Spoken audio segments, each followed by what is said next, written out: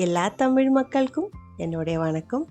பாருங்க, இன்னைக்கு நம்ம கேரளா சமையல் செய்ய போகிறது தம் பரோட்டா. மண்சட்டியில் தான் செஞ்செடுத்துருக்கு. கொஞ்சம் கேர்ஃபுல்லாக செஞ்செடுத்துருச்சுன்னா ரொம்ப டேஸ்டியாக இருக்கிற ஒரு டிஷ்ஷாக இருக்குது. நம்ம இன்றைக்கி செஞ்சுருக்கிறது சிக்கன் வச்சுட்டு தான்.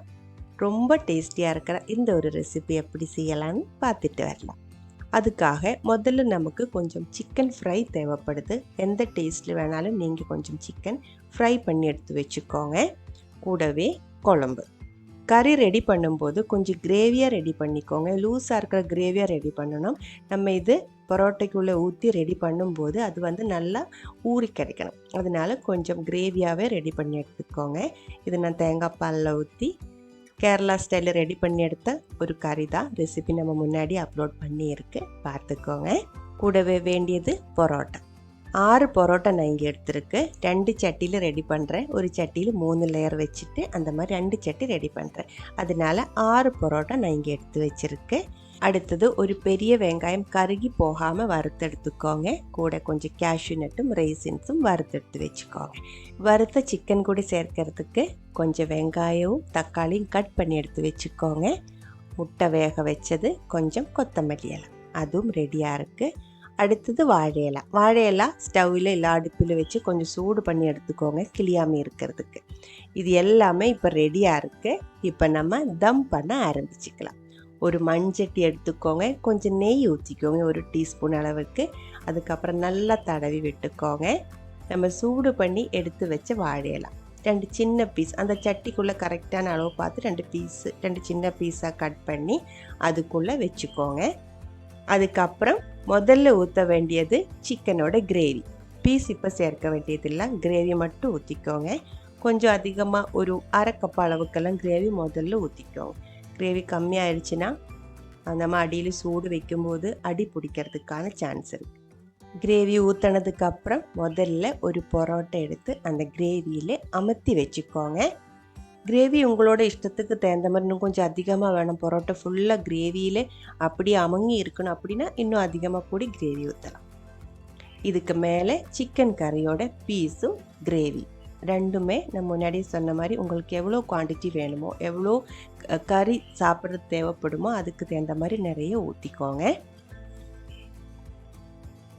கிரேவி ஃபுல்லாக ஊற்றினதுக்கு அப்புறம் நமக்கு அதுக்கு மேலே ஒரு பரோட்டா மறுபடியும் வச்சுக்கலாம். அந்த கிரேவிக்கு மேலே நம்ம வறுத்து வச்ச அந்த ரீசன்ஸும் கேஷ்யூ நட்டும் வெங்காயம் எல்லாம் வேணால் நீங்கள் சேர்த்துக்கலாம். இப்போ நான் அது சேர்க்கலை, அது வேணால் நீங்கள் இப்போ சேர்த்துக்கலாம். ரெண்டாவது வச்ச பரோட்டைக்கு மேலே நம்ம வறுத்து வச்ச சிக்கனோட பீசஸ் அது கொஞ்சம் சேர்த்துக்கோங்க. பச்சையாக கட் பண்ணி வச்ச வெங்காயம், தக்காளி, இந்த டைமில் உங்களுக்கு வேணால் நீங்கள் பச்சை மிளகாய் இதில் சேர்த்துக்கலாம். அதுக்கு மேலே கட் பண்ணி எடுத்து வச்ச கொத்தமல்லியில் தாராளமாக சேர்த்துக்கோங்க. வறுத்து வச்ச வெங்காயம் வறுக்கும்போது கருகி போயிடுச்சுன்னு இது கசப்படிக்கும். கரெக்டான ஒரு ப்ரௌன் கலரில் வறுத்தெடுத்தால் தான் இதுக்கு டேஸ்ட்டாக இருக்கும். அதெல்லாம் பார்த்துக்கோங்க. கூடவே கேஷ்யூ நட்டும் ரெய்சின்ஸும் சேர்த்துக்கோங்க. அதுக்கப்புறம் நம்ம அதுக்கு மேலே வைக்கிறது 3வது லேயர் பரோட்டா. இந்த பரோட்டா நீங்கள் ஃப்ரெஷ்ஷாக சூடாக இருக்கிற பரோட்டா இந்த மாதிரி செய்யறதுக்கு வேணுன்ட்டு இல்லை. நம்ம இப்படி தம் பண்ணி எடுக்கும்போது நம்ம இப்போ காலையில் செஞ்ச பரோட்டா கொஞ்சம் கட்டியாக இருக்கிற பரோட்டா இருந்துச்சுன்னா கூடி இந்த மாதிரி செஞ்சு எடுக்கும்போது நல்லா சாஃப்டாக கிடைக்கும். 3வது வச்ச பரோட்டைக்கு மேலேயும் நிறைய சிக்கன் கிரேவியும் சிக்கனோட பீசஸும் ஊற்றி இருக்கு. அதுக்கு மேலே நிறைய கொத்தமல்லி இலை சேர்த்துக்கோங்க. அதுக்கப்புறம் வறுத்து வச்ச வெங்காயம், கேஷ்யூ நட்டு, ரைசின்ஸ் அதெல்லாம் சேர்த்துக்கோங்க. அதெல்லாம் சேர்த்ததுக்கப்புறம் நம்ம வேக வச்ச முட்டை இருந்துச்சு, ஒரு முட்டையும் 2ஆக கட் பண்ணி இதுக்கு மேலே அமுத்தி வச்சுக்கோங்க. ரெடியாக இருக்குது. இப்போ இது வாழை இலை வச்சு அடைச்சிக்கலாம்.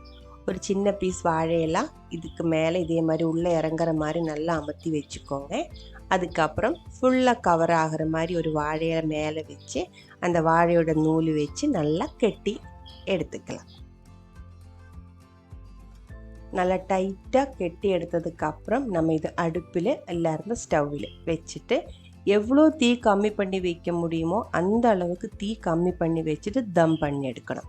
கம்மியாக இருக்கிற சூடில் நம்ம இதுக்குள்ளே ஆட் பண்ணியிருக்கிற எல்லாமே சேர்த்து ஒரு டைம் ஆவியில் வேக வைக்கிறதுக்கு தான் தம் பண்ணுறேன் அப்படின்னு சொல்கிறேன். அது ஒரு வித்தியாசமாக இருக்கிற டேஸ்ட்டாக இருக்கும்.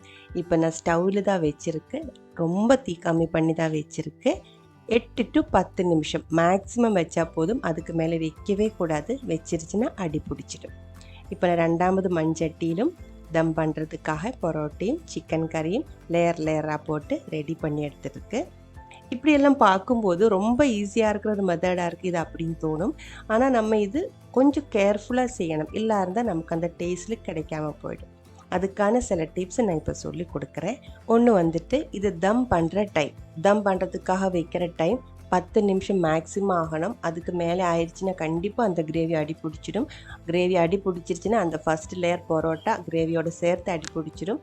அந்த ஸ்மெல்லு வந்து உள்ளே இருக்கிற எல்லா லேயர்லையும் இறங்கி நம்ம தம் பரோட்டைக்கு டேஸ்ட் இல்லாமல் ஆகிப்போயிடும். அதனால கரெக்டான அளவுக்கு தம் பண்ணணும் அப்படின்னா ஒரு 8 நிமிஷம் போதும். மண்சட்டியாக இருக்கிறதுனால சட்டி நல்ல சூடாக இருக்கும். அந்த சூடில் அப்படியே இறக்கி வச்சுக்கோங்க. 5 நிமிஷம் அப்படியே இருக்கட்டும். அதுக்கப்புறம் ஓப்பன் பண்ணிடுச்சுன்னா அந்த சட்டியில் இருக்கிற சூடிலே ஃபுல்லாக நல்லா ஆவி இறங்கி நல்லா சோக்காய் டேஸ்டியாக இருக்கிற தம் பரோட்டா கிடைக்கும். இப்போ பாருங்கள், 2வது சட்டி நான் ஸ்டவ்வில் மாற்றி இருக்கு. முதல்ல இருந்தால் நம்ம தம் பண்ணுறதுக்காக வச்ச சட்டி வந்து ரெடி ஆகி இறக்கி வச்சுருக்கு. 8 நிமிஷத்துக்கு அப்புறம் 5 நிமிஷம் வெயிட் பண்ணுறேன். அதுக்கப்புறம் நம்ம இது ஓப்பன் பண்ணி பார்க்கலாம்.